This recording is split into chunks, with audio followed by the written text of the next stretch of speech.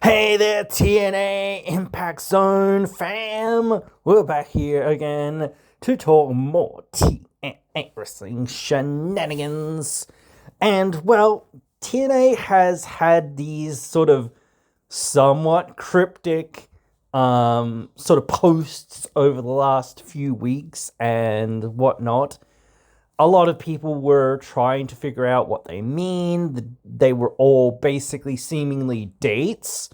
So people were assuming that these are tour dates. Of course, we didn't know where, when, how, why, what, all the details, but today they actually published a list of all of the dates, or almost all of the dates, I think. A couple of them are still to be determined, but they have basically mapped out basically the whole year. Now, I will say one of the first things that I do notice is that there isn't any like secondary or B level pay-per-views or monthly specials on this list as we speak.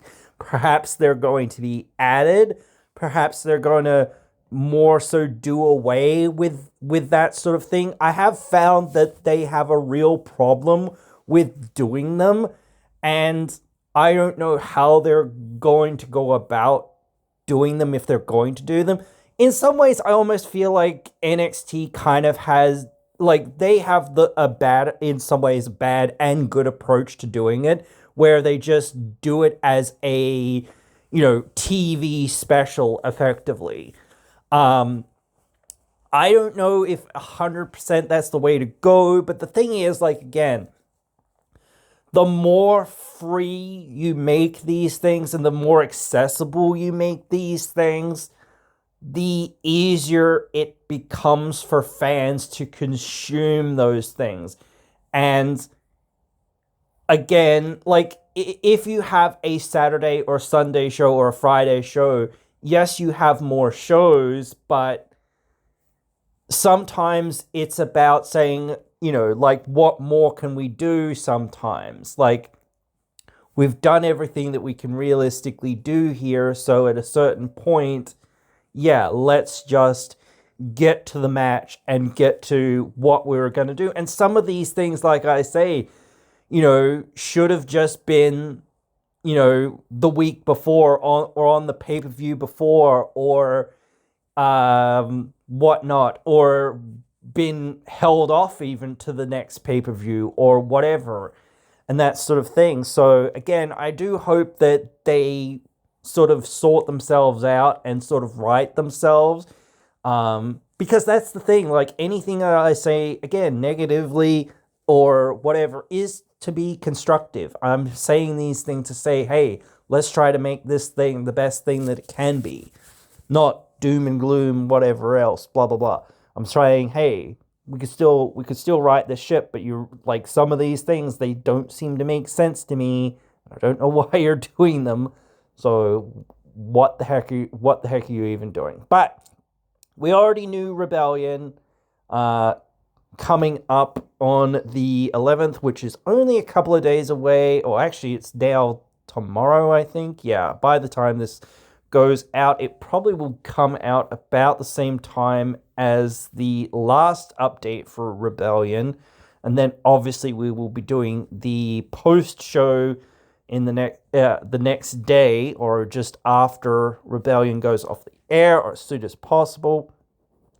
So the dates that we have here now, I'm not 100% sure what days these are. I always get a little bit muddled with days and different things. So April 14th and 15th. Well, that's a Thursday, a Tuesday, and a Wednesday. Well, actually, that'd be Wednesday and a Thursday, wouldn't it? Over there in the US, wouldn't it? I'm assuming. May 14th and 15th. So where's that? That is Thursday or Friday in the US and Saturday in the US. So,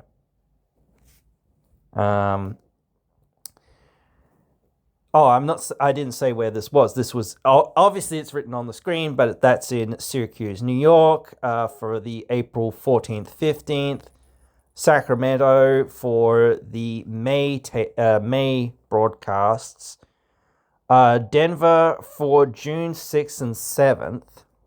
So it looks like they're doing one, maybe two things per month. Where were we? 6th or 7th, was it? 6, 7.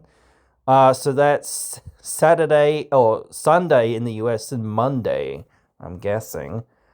June 28th for Slammiversary, which is a Monday. Crazy. Weekends are obviously better. That's in Boston, Massachusetts. We're back to Albany, New York in July. That is 1st and 2nd, which is Thursday and Friday.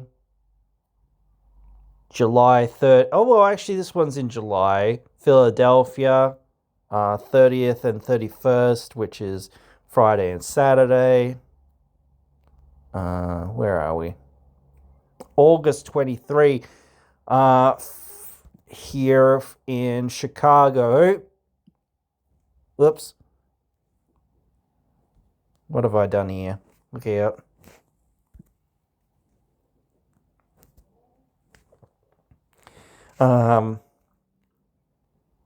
That was in Chicago. That 23rd. Where's that? That is on a Monday, guys. Why are you getting some of these on Mondays? What the heck? It's Sunday here in Australia, but wait, was that right? Or am I dyslexic? I think I might have been dyslexic, guys. I might be just completely dyslexic because, yeah, that'd be Saturday. Then I'm dyslexic. Sorry, completely dyslexic. So, yeah, ignore me because I'm completely dyslexic. So where were we? We were April. We were where is that? So the 14th, 15th. Where is that? That's Monday, Tuesday. Sorry. May. Where are we? 14th, 15th is Wednesday, Thursday. 6th and 7th is Friday, Saturday. The 28th is a Saturday. 1st and 2nd is Tuesday, Wednesday. Okay, all right. And then Chicago is Wednesday, right? 20, or was it 20? Yeah, no, 23. Wednesday? You're putting it on a Wednesday? No, that's July, sorry. Oh, Saturday. That's on a Saturday. There we go. I was thinking, wait a minute, that doesn't make any sense. All right, so then we've got some tapings in Canada, Brampton, Canada. 27th and the 28th. So that will be Wednesday and Thursday. September in San Antonio, 24th and 23rd, 25th, which will be Wednesday and Thursday, which is weird. They keep, like, why not do Thursday, Friday? I don't understand. That's weird. A little bit. October 11th for Bound for Glory, which will be in Tampa, Florida, which will be Saturday. We've got some to be determined in October 14th and 15th, which will again be Tuesday and Wednesday. What? Oh, yeah. November, Edmonton, Alberta, Canada. 18th and 19th, which will again be Tuesday and Wednesday. Then we've got to be determined in December 10th and 11th. That will be Wednesday, Thursday, at least. And then the last dates in El Paso, Texas, 17th and 18th, which will be Wednesday, Thursday. Okay, cool. So then they're going to go off for the end of the year, and then everything will wind up for Genesis early next year at some point, obviously.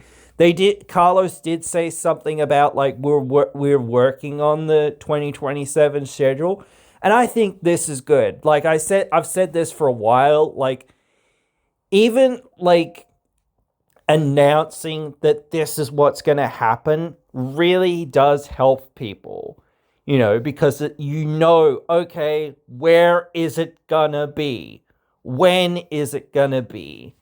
Obviously the major dates or whatever else you want to say, like Slammiversary, Bound for Glory, Rebellion, Genesis, those shows, Hard to Kill, whatever else, those sorts of shows are the shows that people are more interested in anyway. So even if they're, like, not gonna do these other shows or whatever, or if they're gonna add to having more other shows or whatever, it's fine, because again, people realistically only really care about the big shows for the most part. Yes, people like the smaller shows as well, but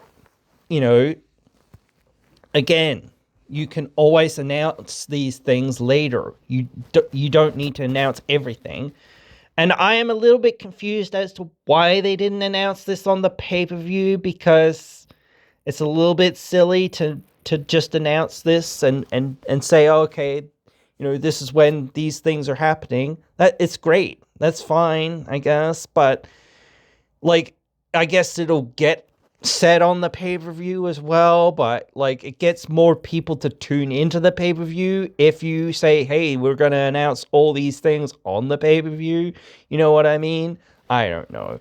So maybe it's too long of a list, but then again, the thing is, they're gonna have to talk about this anyway, so it's like, well, they're gonna say it, so I don't see the difference. You should just left it till the pay-per-view. But yeah. So now we have all of these dates, and some of them are a little bit interesting, especially Slammiversary being in Boston. It was Bound for Glory that I think was in Boston last time, and yeah, Slammiversary was in New York last time. Yeah, that's right. Yeah. And we don't have any other big events scheduled. Just Slammiversary, or even any, like I said, smaller events scheduled. Just TV tapings, it looks like. A couple of these might be lives or whatever, but yeah, I can't really tell whether that's there or not yet. But yeah, we will have to wait and see. Obviously, ticket information is coming soon. Where is this? It will be on their website as well.